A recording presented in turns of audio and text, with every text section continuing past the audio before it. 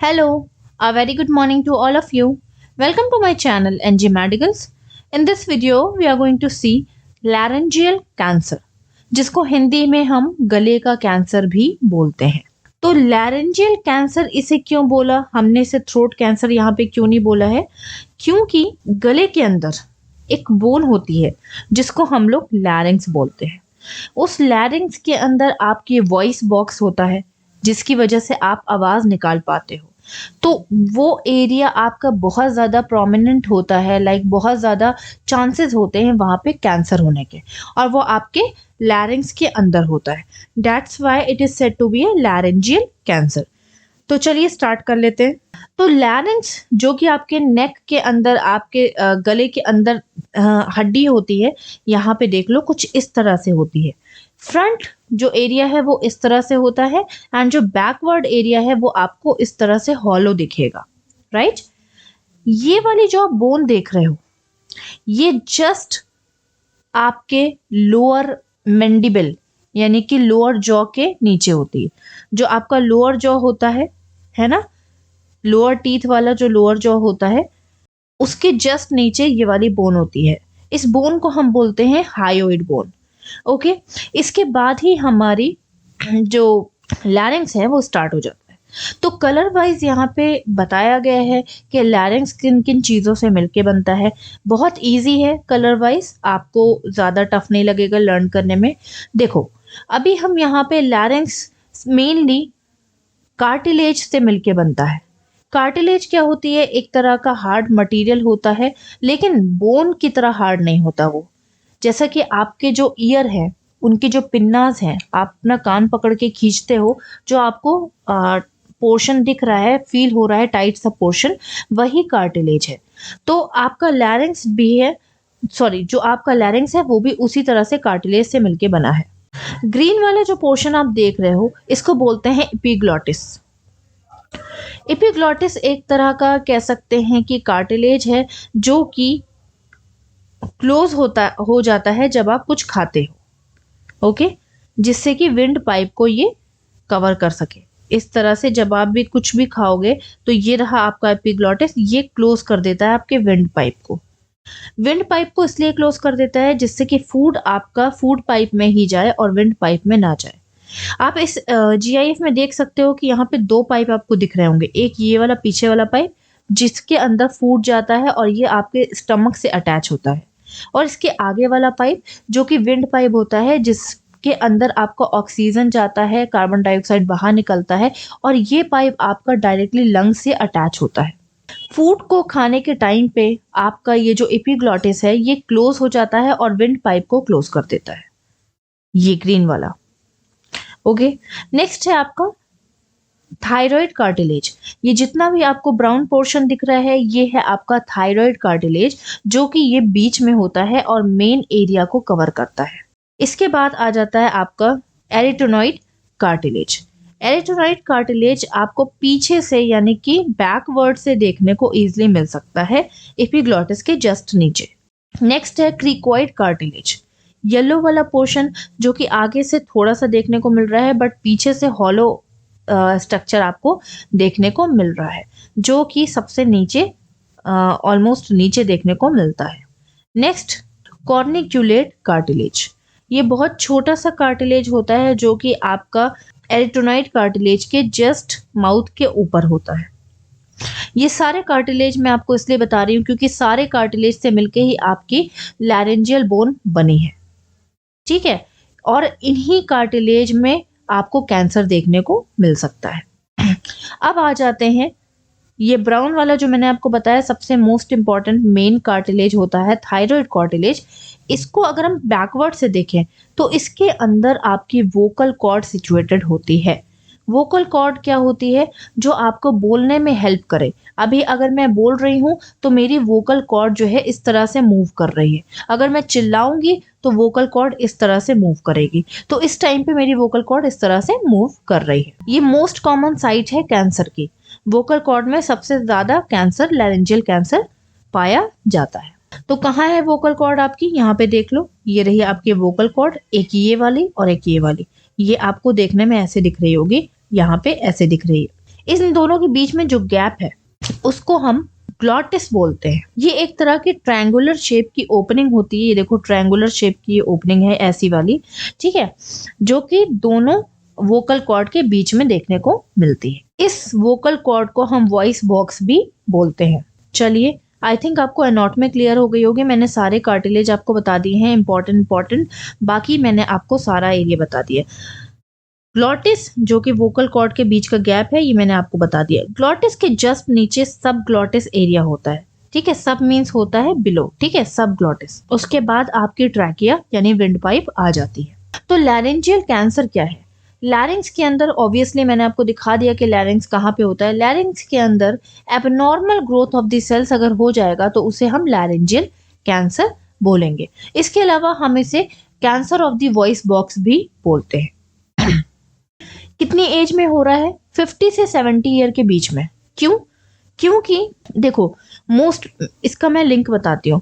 Most common laryngeal cause क्या है? Smoking and tobacco use. ये भी लिख लेना, smoking and tobacco use. Teenager के टाइम से कोई भी पर्सन स्मोकिंग और टोबैको यूज करना अगर स्टार्ट कर देता है तो स्टार्ट करते करते टीनेजर से वो जब 50 से 70 ईयर का हो जाता है और उसका इम्यून सिस्टम वीक होने लगता है, तब कैंसर डेवलप होना स्टार्ट होता है। तो अब आप समझ लो कि ये स्मोकिंग और आपका टोबैको यूज कितना ज्यादा डेंजरस होता है आपके लिए।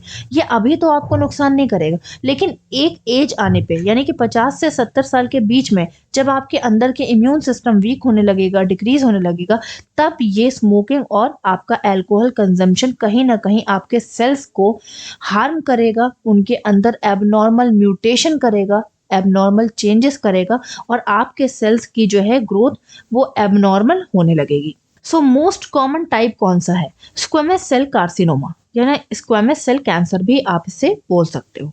स्क्वेमस सेल कार्सिनोमा सबसे मोस्ट कॉमन इसलिए है क्योंकि ये कंप्लीट वोकल कॉर्ड में पाया जाता है, उसके आसपास के एरिया में पाया जाता है, या आप कह सकते हो कि हॉलो ऑर्गन, हॉलो स्ट्रक्चर में पाया जाता है। तो ज्यादातर ये देखो, ये पूरे एरिया में स्क्वेमस सेल मिलेगा आपको, ये पूरे एरिया में हॉलो स्ट्रक्चर में स्क्वेमस सेल मिलेगा। तो सबसे ज्यादा तो स्क्वेमस सेल सिचुएटेड है, तो उन्हीं के ज्यादा चांसेस होते हैं कैंसर डेवलप करने के। कितने चांसेस होते हैं? 90 से 95%। इंडिया में सबसे ज्यादा ओरल कैंसर और लैरेंजियल कैंसर देखने को मिलता है। क्यों? क्योंकि हमारे इंडिया में बहुत ज्यादा स्मोकिंग और टोबैको यूज किया जाता है। नेक्स्ट आ जाते हैं डेफिनेशन। तो ऑब्वियस ही चीज है, जब आपके सेल्स एबनॉर्मली ग्रो करने लगेंगे, अनकंट्रोल हो जाएंगे और बहुत ज्यादा प्लोरीफाई करेंगे, फैलने लगेंगे, तो उस कंडीशन को हम कैंसर कहेंगे। अगर वो किसी पर्टिकुलर एरिया में होते हैं तो उस एरिया का नाम लेकर के हम बोलेंगे कि हाँ, it is a cancer of the lung, या it is a cancer of the liver, या it is a cancer of the larynx, ठीक है। तो uncontrolled and abnormal multiplication of the cells into the voice box, आपके voice box में यानी कि आपके वोकल कॉर्ड में जब अनकंट्रोल ग्रोथ हो जाएगी सेल्स की, तो हम लोग उसे क्या बोलेंगे? Cancer of the larynx. इसके अलावा एबनॉर्मल प्लोरिफरेशन मीन्स होता है फैलना। Abnormal proliferation of the laryngeal cells are known as cancer. और आप डेफिनेशन देख सकते हो, like uncontrolled and abnormal growth of the cells and tissues into the या in the larynx। larynx के अंदर कोई भी abnormal cells का डेवलपमेंट होना और उसका ग्रो कर जाना इज कैंसर। फॉर एग्जाम्पल, मान लो किसी एरिया में सिर्फ 50 सेल्स बनने की क्षमता है और वही नॉर्मल है, लेकिन कैंसर के टाइम पे क्या होता है कि 50 से 200 बनने लगे। अगर एक ऐसा मैं एग्जाम्पल आपको दे रही हूँ, 50 की जगह ये 200 सेल्स बनने लगे, तो वो कंडीशन हम एज अ कैंसर इंडिकेट करेंगे। नेक्स्ट आ जाते हैं टाइप्स। तो टाइप्स में हमारा सबसे कॉमन है स्क्वेमस सेल कार्सिनोमा 95%। ये कहाँ पे हो रहा है? स्किन पे हो रहा है, वोकल कॉर्ड पे हो रहा है, एपिग्लॉटिस जो मैंने आपको ये कैप लाइक स्ट्रक्चर बताया था इसमें भी देखने को मिल रहा है, और पार्ट आसपास के लैरिंग्स के पार्ट में देखने को मिल रहा है, क्योंकि सब के सब आपके स्क्वेमस सेल से मिलके बने हैं। नेक्स्ट आ जाता है एडिनोकार्सिनोमा। सो एडिनोकार्सिनोमा आपका सरफेस एरिया ऑफ द लैरिंग्स पे पाया जाता है। फॉर एग्जाम्पल ये जो आउटर एरिया ऑफ द लैरिंग्स आप देख रहे हो, सुपरफिशियल एरिया, इसके अंदर एडिनोकार्सिनोमा मिल सकता है। ये सिर्फ 5% मिलता है, बहुत अनकॉमन है। सो सबसे ज़्यादा 95% तो आपका स्क्वेमस सेल ही मिलता है। नेक्स्ट है सार्कोमा। सार्कोमा एक तरह का कैंसर है जो कि लैरिंग्स से स्टार्ट हो रहा है बट आसपास के एरिया में भी देखने को मिल रहा है। फॉर एग्जाम्पल लैरिंग्स की बोन में, लैरिंग्स की मसल्स में, लैरिंग्स के नर्व्स में और सपोर्टिव टिश्यूज में भी देखने को मिल रहा है। नेक्स्ट है आपका कॉन्ड्रोसार्कोमा। कॉन्ड्रोसार्कोमा, कॉन्ड्रो मीन्स हो रहा है यहाँ पे, कॉन्ड्रो मीनिंग निकल रहा है कार्टिलेज। तो लैरिंग्स के किसी भी कार्टिलेज में अगर कार्सिनोमा हो गया that is known as chondro carcinoma. Next आ जाते हैं स्टेजेस। तो it is divided into the 4 stages. First stage में जैसा कि आप देख सकते हो कि सिर्फ आपकी वॉइस बॉक्स ही अफेक्टेड है, सॉरी 1 पार्ट अफेक्टेड, मतलब आसपास का कोई भी एरिया अफेक्टेड हो सकता है लेकिन कंप्लीट वॉइस बॉक्स अभी अफेक्ट नहीं हुई है। सेकेंड स्टेज जब आएगी तो उसमें आपका एक से ज़्यादा पार्ट अफेक्ट हो जाएगा। मान लो आपकी वॉइस बॉक्स के साथ साथ उसके आसपास का एरिया भी अफेक्टेड हो गया। स्टेज 3 में क्या हो रहा है, दोनों साइड वॉइस बॉक्स के अफेक्टेड हो गए। जैसा कि मैंने आपको बताया था कि वॉइस बॉक्स के पास 2 फोल्ड होते हैं, एक इधर और एक इधर, और दोनों ही एक दूसरे को कांटेक्ट करते हैं तब हम कुछ बोल पाते हैं। तो एक फोल्ड और दूसरा फोल्ड, दोनों ही फोल्ड अब कैंसर के साथ अफेक्टेड हो गए हैं, जो कि आपका स्टेज कौन सा आ रहा है, 3।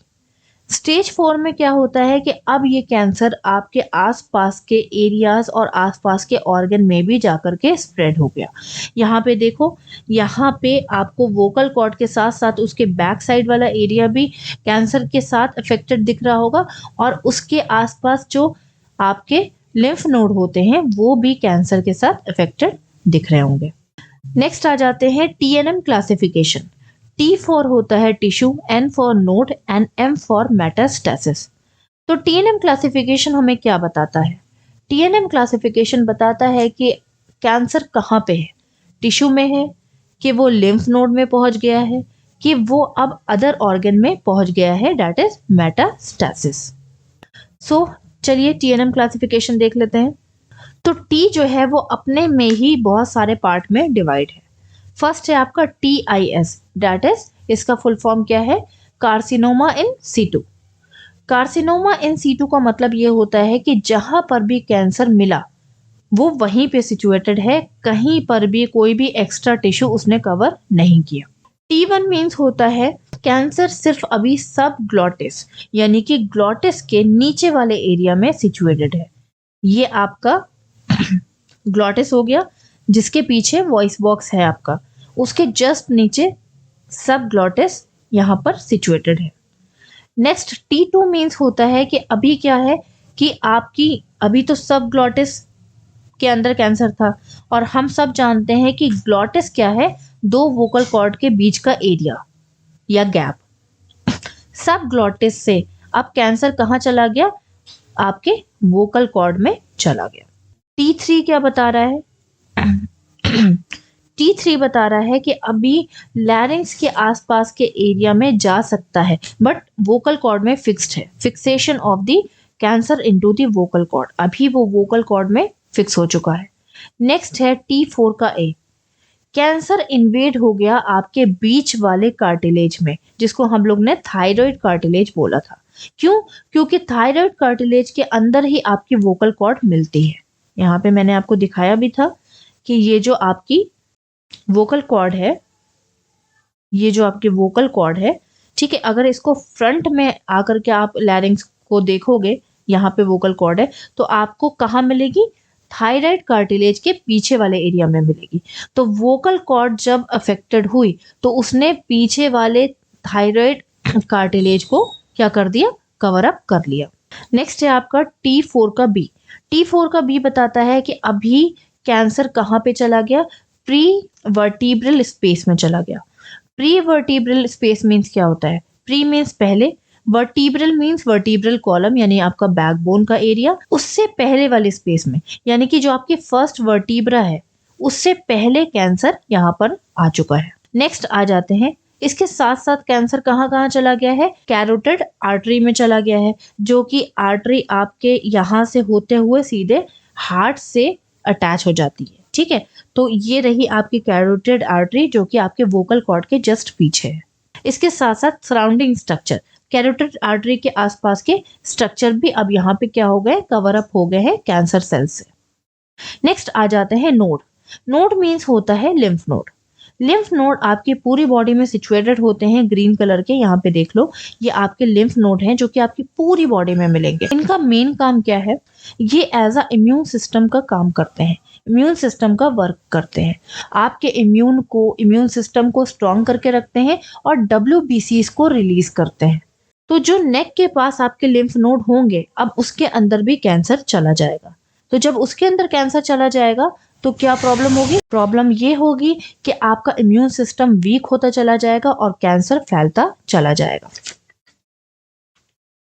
सो अभी N1 मीन्स होता है कि लिम्फ नोड में कैंसर मिला नहीं है, सॉरी N0 में मीन्स क्या होता है कि no regional lymph node affected, यानी कि लिम्फ नोड में अभी कैंसर नहीं मिला। N1 मीन्स होता है कि लिम्फ नोड में कैंसर मिला but ipsilateral, single lymph node, एक ही लिम्फ नोड अफेक्ट हुआ। मान लो कि यहाँ पे कैंसर था तो यहाँ के कैंसर के पास जो लिम्फ नोड होगा उसी में कैंसर फैला होगा। Ipsilateral means one side. For example आपके लैरिंक्स का लेफ्ट एरिया जो है वो कैंसर से भरा हुआ है, ठीक है, कैंसर सेल्स वहां पे सिचुएटेड है बट राइट साइड में नहीं है, तो लेफ्ट साइड का ही लिम्फ नोड आपका अभी अफेक्टेड हुआ है। कितना हुआ है, लेस देन 3 सेंटीमीटर। N2 का A, सिंगल इप्सिलेटरल नोड यानी कि 3 सेंटीमीटर से ज्यादा बट 6 सेंटीमीटर या उससे कम।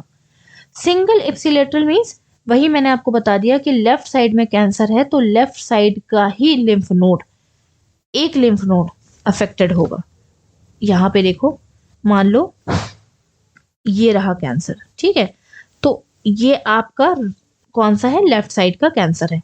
लेफ्ट साइड के कैंसर के बगल वाला जो लिम्फ नोड होगा ये सिर्फ ये अफेक्टेड होगा, ना कि ये अफेक्ट होगा, ना कि ये अफेक्ट होगा, ना कि ये अफेक्ट होगा। साथ ही साथ साइज भी बढ़ गया है, मोर देन 3 सेंटीमीटर हो गया है बट लेस देन या 6 सेंटीमीटर हो गया है। नेक्स्ट आते हैं N2 का B।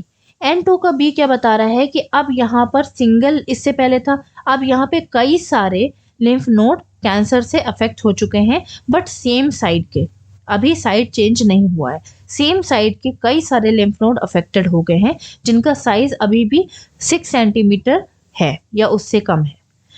N2 का C, बाइलेटरल, अब यहाँ पे क्या हुआ, लेफ्ट एंड राइट दोनों साइड के लिम्फ नोड अफेक्टेड हो गए, साइज अभी भी सेम है। N3 मीन्स लिम्फ नोड का जो कैंसर का साइज है वो मोर देन 6 सेंटीमीटर हो गया। मेटास्टेसिस पे आ जाते हैं। मेटास्टेसिस में MX मीन्स होता है अभी पता नहीं चला है कि कैंसर आसपास के एरिया में फैला या नहीं। M0 का मीन्स होता है कि अभी कैंसर आसपास के ऑर्गन्स में नहीं फैला। M1 का मीनिंग होता है कि कैंसर आसपास के ऑर्गन्स में फैल गया। फॉर एग्जाम्पल अब ये थ्रोट से कैंसर कहाँ चला गया, ब्रेन में चला गया या माउथ में चला गया या लंग्स में चला गया या लीवर में चला गया, that is known as distance metastasis. Next आ जाते हैं इटियोलॉजिकल फैक्टर्स। तो इटियोलॉजिकल फैक्टर्स क्या बताते हैं कि टोबैको हो, चाहे स्मोकिंग हो, चाहे वो अल्कोहल कंजम्पशन हो, ये सारे चीजें क्या कैरी करती हैं, कैंसरोजेंस कैरी करती हैं। कैंसरोजेंस क्या होते हैं, ये एक तरह के केमिकल्स होते हैं जो कि कैंसर करवाने में हेल्प करते हैं। अब कैंसर हो कैसे रहा है, देखो, आपके सेल्स के अंदर जीन होते हैं, हम सभी जानते हैं, जिसमें से 2 जीन यानी कि BRCA1 एंड BRCA2 बहुत इंपॉर्टेंट होते हैं। BRCA1 का काम क्या है कि abnormal growth of the cells को रोकना। BRCA2 का काम क्या है, ये भी एक तरह का जीन है, जब BRCA1 से कोई एबनॉर्मल ग्रोथ छूट जाती है और कोई सेल एबनॉर्मल ग्रो करने लगता है तो BRCA2 डायरेक्टली उसे किल कर देता है, ठीक। टोबैको, स्मोकिंग और अल्कोहल क्या करते हैं, इन दोनों जीन को हार्म करते हैं, इन दोनों जीन का फंक्शन डिक्रीज या डिमिनिश खत्म कर देते हैं, जिसकी वजह से abnormal growth of the cells को कोई रोक नहीं पाता और कैंसर हो जाता है। इसके अलावा देखो BRCA1 BRCA2 का डिफेक्ट मैंने आपको बता दिया इन सारी चीजों में। पेंट फ्यूम्स मीन्स होता है पेंट की स्मेल। कुछ पेंट की स्मेल बहुत हार्मफुल होती है हमारे लिए। वो स्मेल आपके सेल्स के अंदर म्यूटेशन का काम करती है, यानी कि आपके सेल्स के अंदर का जो जीन का स्ट्रक्चर नॉर्मल होता है उसको डिस्टर्ब कर देती है। तो आपके BRCA1 और BRCA2 नॉर्मली टाइम पे काम नहीं कर पाते। सेम चीज केमिकल्स के साथ भी होती है और सेम चीज सीमेंट डस्ट के साथ भी होती है। इसके अलावा रिकरेंट लैरिंजाइटिस मीन्स होता है बार बार लैरिंग्स में कोई इन्फेक्शन होना। अब यहाँ पे प्रॉब्लम क्या होगी, देखो कभी कदार ऐसा होता है कि कहीं सेल्स में इन्फेक्शन हुआ, उन सेल्स की डेथ हो गई, उनकी जगह पे नए सेल्स आ गए, ये हमारी बॉडी करती रहती है। अब यहाँ पे मान लो इतने एरिया में कोई इंजरी हुई थी तो इतने सेल्स बनने चाहिए, यहाँ तक सेल्स बन जाने चाहिए, उसके बाद सेल्स की ग्रोथ रुक जानी चाहिए। ठीक, अभी यहाँ पे प्रॉब्लम क्या हो रही है, प्रॉब्लम ये हो रही है कि देखो इनके बीच में एक कॉन्टैक्ट इनहिबिटर नाम का प्रोसेस होता है। कॉन्टैक्ट इनहिबिशन से एक फायदा होता है कि जब सेल्स अपने इंजरी एरिया को फुल कर देते हैं, नए सेल्स आ जाते हैं, तो कॉन्टैक्ट इनहिबिशन नाम का एक प्रोसेस होता है जो कि एक्टिवेट हो जाता है, तो अगला सेल बनने से रुक जाता है। कैंसर सेल्स में क्या होता है कि कॉन्टैक्ट इनहिबिशन प्रोसेस नहीं हो पाता, तो जब कॉन्टैक्ट इनहिबिशन प्रोसेस नहीं हो पाएगा तो सेल्स की ग्रोथ रुक जाएगी, सेल्स की ग्रोथ रुक नहीं पाएगी और कंटिन्यूअस सेल्स ग्रो करते रहेंगे और वो कैंसर में बदल जाएंगे। नेक्स्ट आ जाते हैं फैमिली हिस्ट्री। हो सकता है आपकी फैमिली में किसी को हुआ हो जिसकी वजह से आपको भी चांसेस हो। क्यों? क्योंकि सेम जीन आपके अंदर भी है, वो जीन जो कि कैंसर को रोक नहीं पाए, वही जीन वीक वाले आपके अंदर भी हैं और आपको भी कैंसर हो सकता है। नेक्स्ट आ जाते हैं पैथोफिजियोलॉजी। तो हमेशा की तरह इटियोलॉजिकल फैक्टर्स की वजह से क्या हो रहा है कि आपके अंदर के जीन डिस्टर्ब हो रहे हैं। मेनली कौन से gene? BRCA1 and BRCA2। Abnormal growth start हो गई क्योंकि BRCA1 और BRCA2 एबनॉर्मल ग्रोथ को रोक ही नहीं पाए, तो वो स्टार्ट हो गई। अब स्टार्ट होने के बाद क्या हुआ कि होता क्या है कि कैंसर सेल्स क्या करते हैं कि वो इतनी जल्दी ग्रो कैसे करते हैं, आपने सोचा है कभी? एक तो BRCA1 BRCA2 काम नहीं कर रहे हैं, इसके अलावा नॉर्मल सेल्स की वो ब्लड सप्लाई लेने लगते हैं। ठीक है, नॉर्मल सेल्स की ब्लड सप्लाई एबनॉर्मल ग्रोथ वाले सेल्स लेने लगते हैं और वो उनकी ब्लड सप्लाई ले करके अपने आप को फास्ट ग्रो कराने में हेल्प करते हैं और आपके नॉर्मल सेल्स वीक हो जाते हैं और उनकी डेथ होने लगती है। और जब उनकी डेथ होने लगती है तो उनकी जगह पर फिर से एबनॉर्मल सेल्स और अपनी जगह ले लेते हैं। ठीक है, तो नॉर्मल सेल्स क्या हुआ, यहाँ पे इंटरफेयर कर रहे हैं ब्लड सप्लाई को। ठीक है, सॉरी, एबनॉर्मल सेल्स क्या कर रहे हैं, ब्लड सप्लाई को इंटरफेयर कर रहे हैं नॉर्मल सेल्स की डेथ हो गई, जिसकी वजह से एबनॉर्मल सेल्स को अच्छी सी ब्लड सप्लाई मिलती रही और वो अपने आप को कंटिन्यूअस ग्रो करते रहे। एक टाइम ऐसा आया कि आपको साइन एंड सिम्टम्स आ गए। So this is all about the laryngeal cancer अभी तक। नेक्स्ट वीडियो में हम डिस्कस करेंगे about the clinical manifestations, diagnostic evaluation, medical management, chemotherapy, radiotherapy, immunotherapy, surgical management, nursing management, prevention and complications of the laryngeal cancer. Till then, bye bye, take care, have a nice day.